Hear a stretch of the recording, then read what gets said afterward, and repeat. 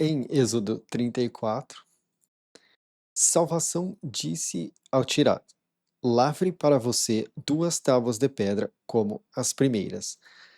Agora, eu não gosto de usar palavras como lavre, porque elas não são palavras comuns. Mas, corte não era exatamente isso, e e as outras escolhas já estavam tomadas. Então, foi como lavre mesmo. Não é uma palavra comum, mas por questão de manter uma coerência, de usar palavras diferentes para coisas diferentes, eu usei lavre. Lavre para você 2 tábuas de pedra como as primeiras, e eu vou escrever nas tábuas as falas que estavam nas primeiras tábuas, que você quebrou. Aqui, ó, escrever, esse aqui são 2 verbos diferentes. No texto também. E às vezes pode parecer que é a mesma coisa, né, mas no texto são 2 verbos diferentes. E esteja preparado para o amanhecer, e suba no amanhecer a montanha de Espinhoso, e fique de pé para mim lá no topo da montanha. E nenhum homem vai subir com você, e também nenhum homem seja visto em toda a montanha. Também o rebanho e o gado não vão pastar na frente dessa montanha. Por que isso tudo? Que ele tinha que subir lá de sozinho e fazer isso tudo sozinho, porque isso aqui é para fazer conexão à cruz. Eu comentei isso no episódio anterior, mas eu vou tocar nesse assunto aqui novamente, ó. A montanha de espinhosa. Quem é a montanha espinhosa? É o Cristo na cruz, né? A questão dos espinhos nele, né? E montanha tem uma ligação, né? Porque montanha é um monte de terra num lugar só. Montanha também tem uma ligação a pessoas de alto valor. Então, muitas vezes, quando você vê montanha, você pode ligar a pessoas de alto valor de uma forma simbólica. Então, suba no amanhecer a montanha de Espinhoso é muito ligado à cruz, tá? E o que acontece? O Cristo ficou lá de pé, né? Ele ficou no, no tronco, né? No topo de montanha. Então, é nesse sentido da cruz também. E nenhum homem vai subir com você. Lembrando que ele estava sozinho, né? Os apóstolos, que a tradução da palavra apóstolo é enviado, tinham se disperso, ali daquela situação toda, né? Então, e o que eles são? Eles são o rebanho dele, eles são o gado deles. Eles não estavam lá naquele momento, né? Então, isso aqui é para fazer ligação à cruz quando aquilo ocorreu no Novo Testamento. Então, quando as pessoas passavam ali e falavam e viam ele sozinho, aquele espinhoso, uma pessoa de alto valor, era para eles terem feito associação a isso aqui. Se eles tivessem prestado atenção às Escrituras e não apenas guardado as Escrituras. Ele lavrou 2 tábuas de pedra como as primeiras. O tirado levantou cedo no amanhecer e subiu a montanha de Espinhoso, conforme Salvação apontou a ele. E ele pegou na mão dele as 2 tábuas de pedra. Salvação desceu na nuvem e ficou de pé com ele lá, e chamou na fama de Salvação. É aqui, ó. É, esse e chamou na fama de salvação, nas traduções tradicionais vai estar como coisas, por exemplo, e proclamou o nome dele, né? E, e proclamou o nome do Senhor, proclamou o nome de Jeová. Tá tudo dessa forma, né? E o que acontece? Quando você chama a fama de salvação, é aquele sentimento de que você se sente salvo no coração. Então, colocar chamou na fama de salvação, você faz essa ligação também. Porque muitas vezes, quando você faz oração, você sente o seu coração salvo. Então, chamar a fama de salvação tem esse encaixe. Não é apenas falar o nome do Senhor, é chamar a fama de salvação, porque tem esses dois encaixes. A verdadeira tradução da palavra nome da Bíblia não é nome, é fama, porque eles usavam a palavra nome como nós usamos a palavra fama. E a tradução daquele nome, daquela fama, ao meu ver, é salvação, que em algumas Bíblias está como Jeová, em outras está como Yahweh, e em outras está como Senhor, tudo em maiúsculo. Mas aqui eu chamo ele de salvação. Eu também chamo Jesus de salvação. Só que no Novo Testamento, quando nós chegarmos lá, daqui a alguns anos, salvação vai estar em vermelho, porque lá ele vai ser homem, e o nome dele vai ser salvação. Então, lá, salvação vai estar em vermelho. Salvação cruzou sobre a face dele e chamou. Salvação, salvação.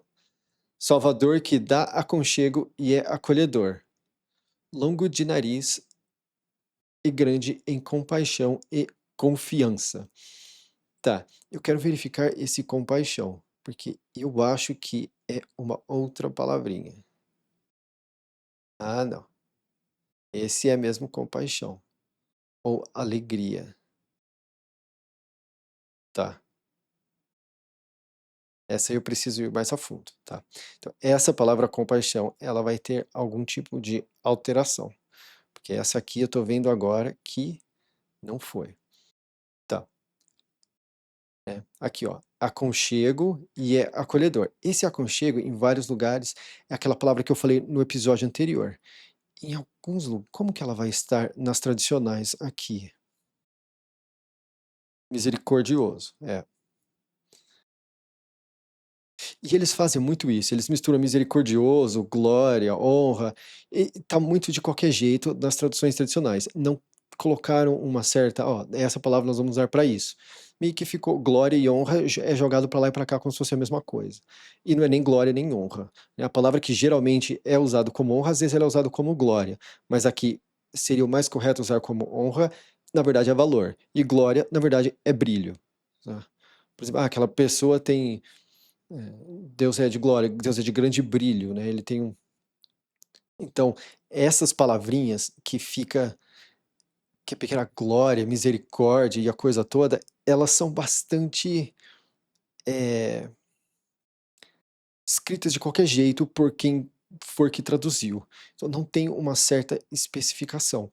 Então, nas traduções tradicionais, eu não daria um certo sentido literal a elas, porque, ó, por exemplo, misericórdia é aconchego, né? E acolhimento. Longo de nariz seria no sentido de paciência. Aqui eu deixei de uma forma literal. Longanimidade seria, tá? Mas eu não quero perder o aspecto de que na verdade é longo de nariz, porque, por exemplo, quando você tem muito da inspiração e você começa a ter uma vida diante do Salvador, você tem um pavio mais longo, o seu pavio é mais longo. Então, assim, é como se você respirasse mais antes de tomar uma ação.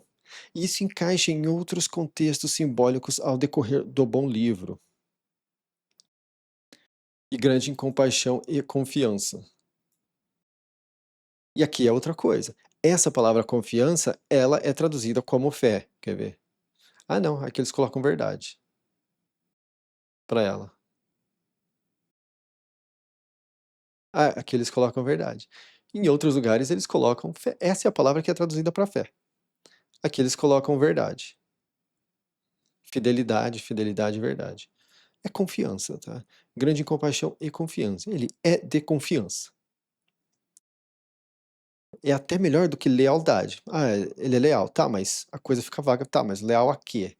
Agora, de confiança faz sentido, porque ele transparece confiança. Confiança é uma palavra que nós usamos no dia a dia. Lealdade, ela não tem encaixe em todos os lugares. Tem lugar que a palavra lealdade fica estranha, onde essa aparece, e confiança já não. Retendo compaixão para milhares, levando infração e ruptura e erro. O que que é esse levando? Esse levando, em vários lugares, ele é a palavra perdoar. Vou confirmar aqui pra gente, mas eu acho que ele é o perdoar. É, perdoar. E qual que é a forma, como que funciona o perdão? É que a infração, a ruptura e o erro são levados, tá? Então, a palavra perdão, ela tem uma outra palavra que ela é mais específica a isso. E nós vamos ver ela mais adiante. A palavra perdão, de fato, aparece muito menos na Bíblia do que se parece. E, e é sempre quando Deus perdoa, e não quando as pessoas perdoam. Isso é usado de forma muito incorreta na nossa sociedade. Então, sabe aquele ditado, quem perdoa é Deus? De fato, nós relevamos e deixamos levar. Mas quem perdoa é Deus, porque perdoar significa dar por ao invés de. E é interessante porque isso se encaixa também no inglês. Forgive. É quando você give for, quando você dá por. Então, quando essas palavras elas ficam dessa forma em vários idiomas, se encaixando, é porque tem uma mensagem muito grande por trás disso. Então, quando nós de fato vermos a palavra perdoar, eu vou apontar, eu falo assim, olha, essa de fato é a palavra perdoar. E é sempre usado ao sentido do Salvador. E é por isso que os judeus da época falaram assim: quem é ele para perdoar pecados? É para perdoar erros. Porque eles tinham essa noção de que o único que dá por erros é o Salvador, porque ele dá o Cristo no lugar do erro das pessoas. Então, mas a palavra perdão, ela é jogada de ponta a ponta da Bíblia de qualquer jeito. Ah, qualquer coisinha aqui, coloca perdão. Né? Deixou passar, né? Tem lugar que é simplesmente deixa, né? Ah, a pessoa fez tal coisa com você, deixa. Mas a pessoa, o tradutor vai lá, não, isso aqui é perdoa, e coloca perdoa lá. O gesto do perdão, ele é muito mais intenso do que o levar, o deixar, sabe? Ah, fizeram mal, deixa. E nós vemos isso nos lugares onde, de fato, há um gesto muito íntimo, né, como por exemplo, dizem, né, você tem que perdoar como José perdoou, mas né, para José perdoar, teve um grande sentimento de José do Egito, né? Teve um grande sentimento de um grande gesto diante do irmão dele que estava disposto a ser escravo dele para o resto da vida, apenas para não entristecer o próprio pai. Então ali teve um grande gesto de arrependimento. Agora, a forma que as pessoas usam perdão hoje, que a pessoa fez tal coisa para você, a culpa é sua porque você não perdoou. Não, a culpa de não perdoar não é da vítima, a culpa de não perdoar é do agressor que não tomou a iniciativa de fazer a parte dele, tá? Então, cabe ao agressor. Agora, o que a vítima pode fazer é deixar, e deve, né? É deixar, no sentido de não buscar vingança.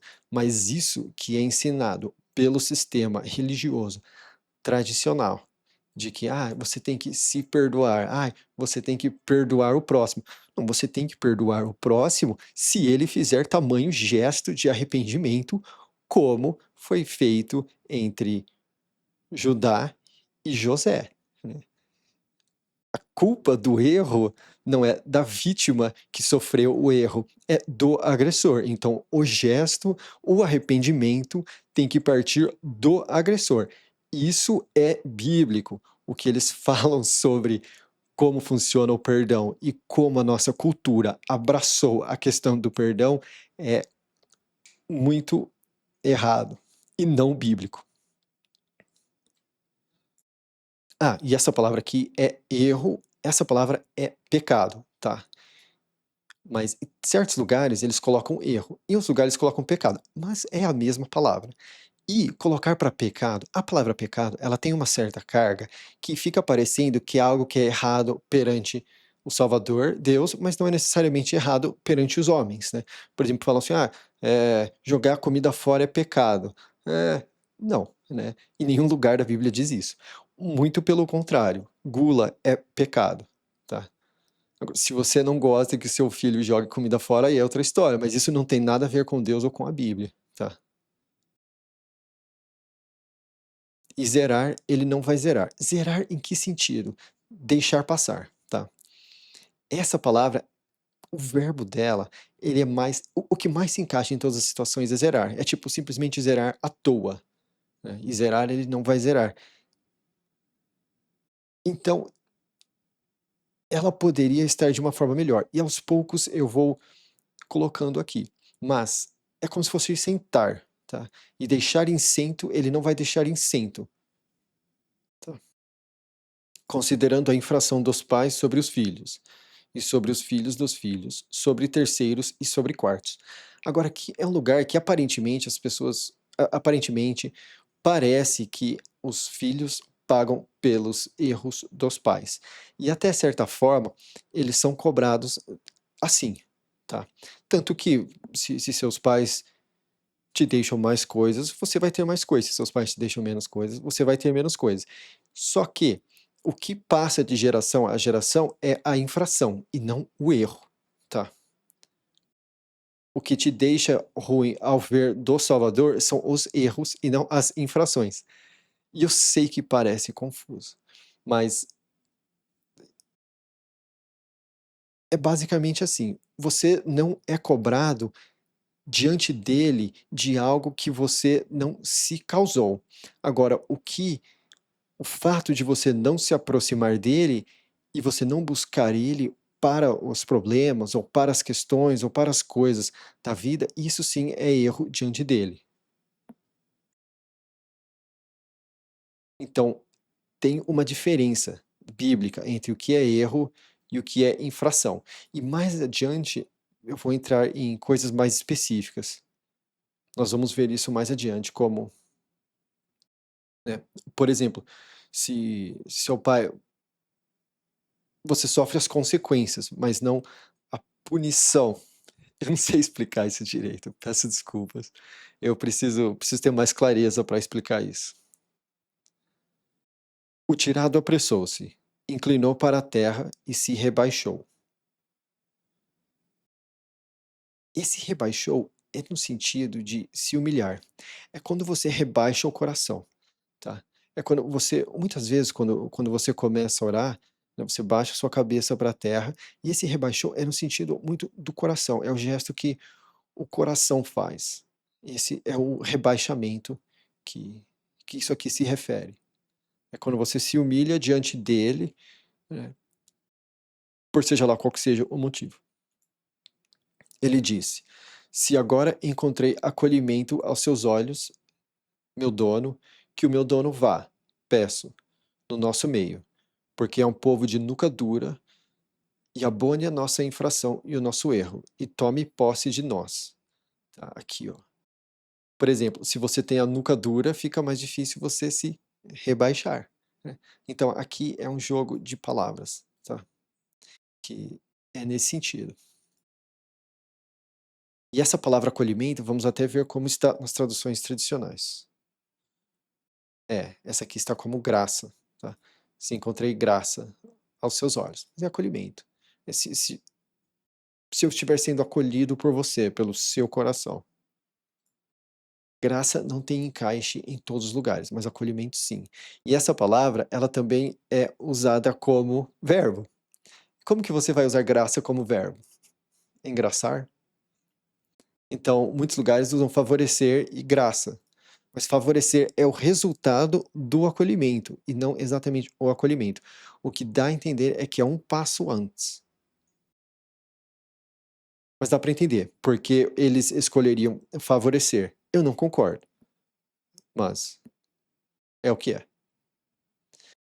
Meu dono, que o meu dono vá, peço, no nosso meio. E é interessante, porque quando ele vai com você, ele vai no seu meio, no seu coração. E abole a nossa infração e o nosso erro. E aquilo, se erro e infração fosse a mesma coisa, ele não teria falado abone a nossa infração e o nosso erro. Teria sido abone o nosso erro. Então, a infração é cobrada e o erro não é. O erro é um. O erro também é um sentimento que às vezes quando você erra diante de uma situação, você sente na pele um desconforto, um incômodo, uma culpa, é uma coisa. O erro, ele se apresenta dessa forma. E tome posse de nós. Esse tome posse é interessante, porque de fato é tomar posse. Agora eu estou até curioso como é que as traduções tradicionais colocaram. Ah, faz de nós a tua herança. Tá, mas por que que é tome posse? Porque quando você toma posse de uma propriedade, que é feita de terra, de solo, então quando tome posse de nós é tome posse desse solo, pertence, entra, né? Venha no nosso meio, tome posse desse solo, dessa propriedade, dessa terra. Então, isso aqui é muito simbólico e se encaixa em vários sentidos, além do literal. Ele disse: Veja, eu faço acordo de corte. E o que é, em algumas traduções vai ter aliança, pacto, né, o que tem nessa outra aqui?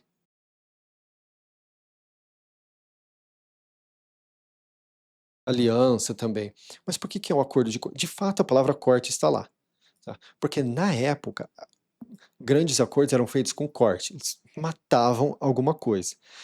Então, quando você tira o acordo de corte aqui, a cruz parece desnecessária, mas acordos sempre foram feitos à base da morte. E por que que foi feito isso? Porque viria a ser a cruz. Então, desde o começo, acordos já eram feitos com corte, que era para, desde o começo, simbolizar o que aconteceria na cruz.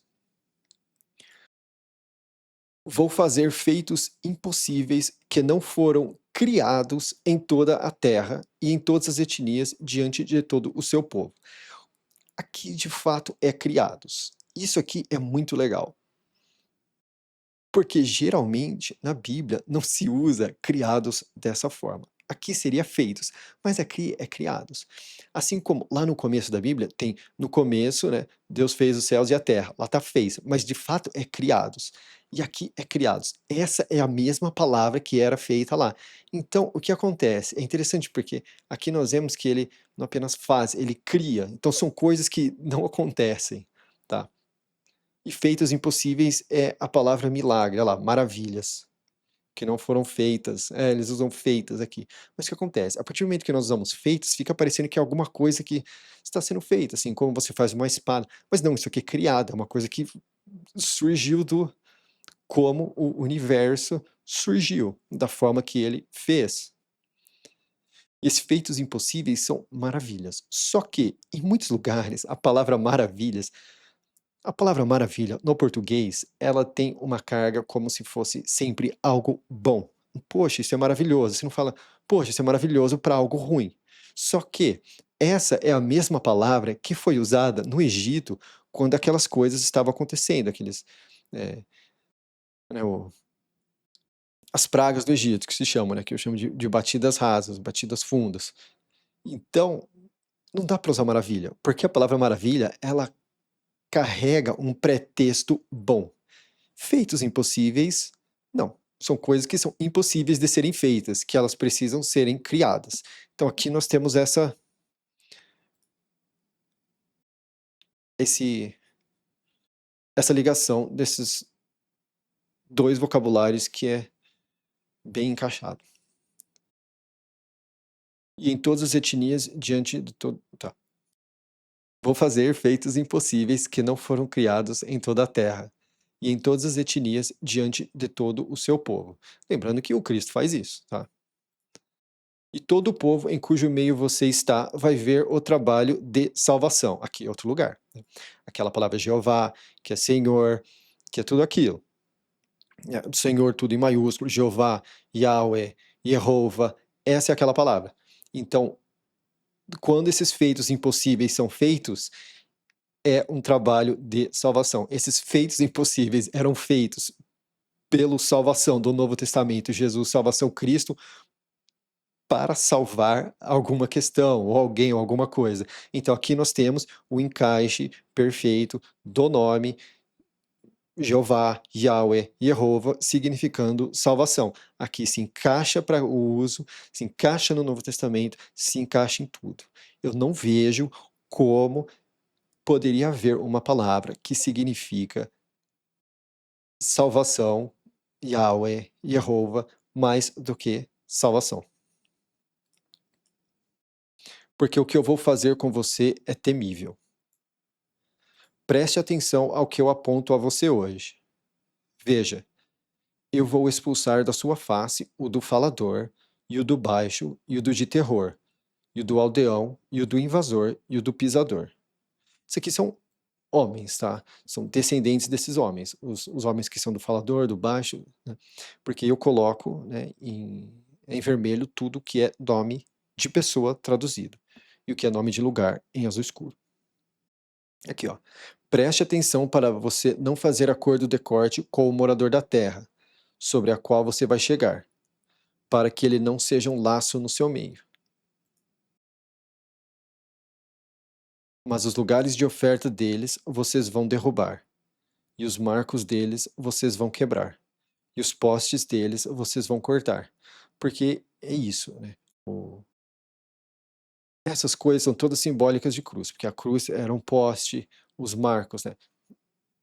Usa-se X para uma marca. Então são todas coisas que se ligam à cruz, né? Um lugar de oferta, é tudo isso tem essa outra aplicação também. No próximo eu vou voltar daqui. Isso aqui é legal de falar.